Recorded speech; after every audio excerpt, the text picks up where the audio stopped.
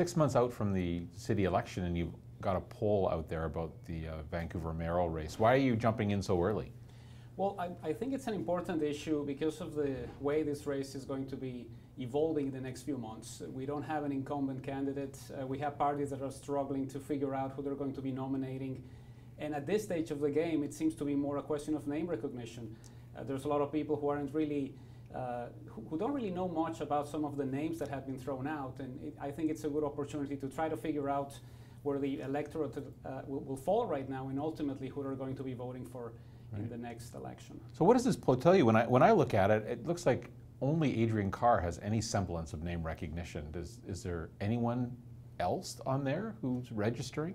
Well, there's a little bit of good numbers and a story for Jean Swanson. She says she doesn't want to run for mayor, but in that sense, she's still supported by a significant number of residents, especially when you compare it to some of the other candidates that have been discussed. Sure, well, she's in double digits. So they're the only two in double digits. You have Adriane Carr at 26% and Swanson at 16% in terms of a good choice. But the next closest after that, what is Shauna Sylvester way down at 8%? Yes, there's not a lot of people who know who Shauna Sylvester is. I think it'll be an interesting challenge.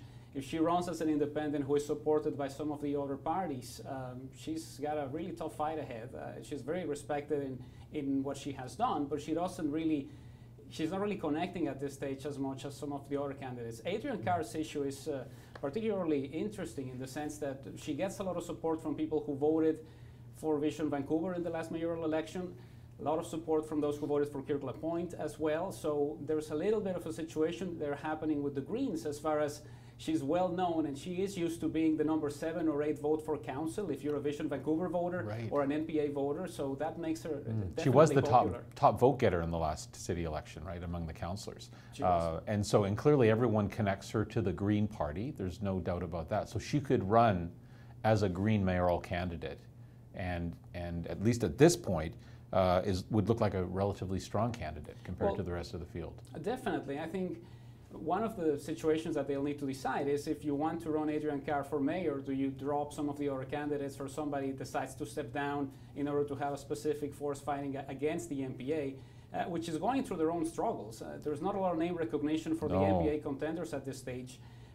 There's, Hector Bremner does a little bit better than the rest, but he's only been there for about a few months now.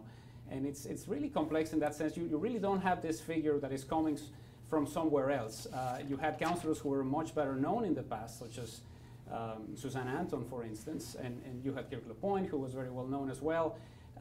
This is a situation where the NPA really hasn't found that golden knight that is definitely well known by many residents. Now, Hector Bremner is on council, and yet his, I guess 47 people say they don't know who he is. 37% or 35% say they're not sure whether he'd be a good candidate. So his unknowns are way up over 80% for someone who's on council. Does that surprise you?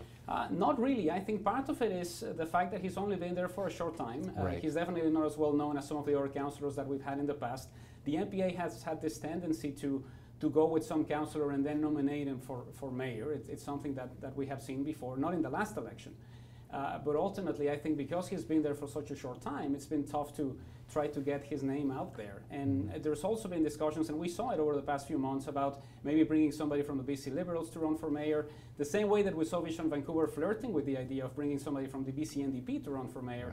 But those days seem to be gone now. Well, Vision now has stepped up and said they're not going to be running a mayoral candidate. I think your polling may hint at why that's the case. Vision is really nowhere to be seen here, or anyone with Vision connections.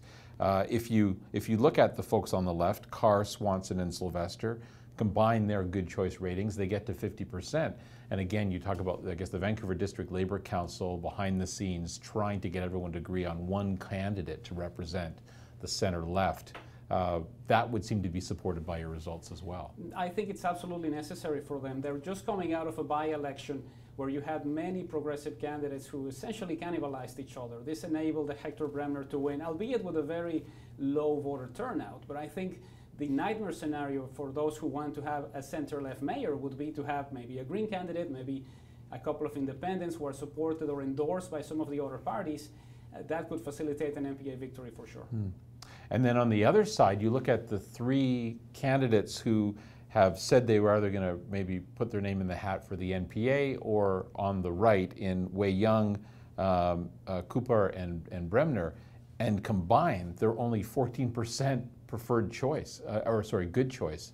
So what's the path forward for the NPA if they're so low at this point? Well, I think essentially they need to figure out how they're going to be campaigning. It's going to be difficult, and I think one of the reasons why we're having all of these discussions is the fact that the campaign is going to be very different from the one that they ran 4 years ago. Because of the campaign donations changes, you're not going to be able to have the war room with pizza and coffee all the time. It's going to be more of a grassroots campaign. And I think that's also one of the reasons why we're seeing so many mayors leaving and so many councillors saying, I'm not going to do an election if I don't have the budget that I'm used to having. Can you, in your analysis, can you run as an independent and win? I think it's definitely possible, partly because of the way in which the field has been spread. If you have 5 or 6 candidates, it's conceivable that somebody could win this election with 30%. You get 3 out of 10 voters to support you, that's enough to get the mayor's chair because we don't have a runoff. So what should we be watching for, Mario, then, in the kind of weeks ahead between now and, say, the summer? I think we'll have a lot of meetings on the center-left side, try to figure out who the best candidate will be. Shona Sylvester, Adriane Carr considering running. We'll see what happens as far as the candidates that are being put forward by other parties. COPE seems to be really splitting views, and there's not a lot of people who have really nice views about COPE or who are definitely negative, so if they run candidates as well. It's also about what happens with the Greens. If Adriane Carr decides to run for mayor, are you going to have 2 or 3 candidates from the Greens? Are you going to have a full slate? Because Vision conceivably will have a full slate, and you do have a couple of incumbents who want to stay in their jobs.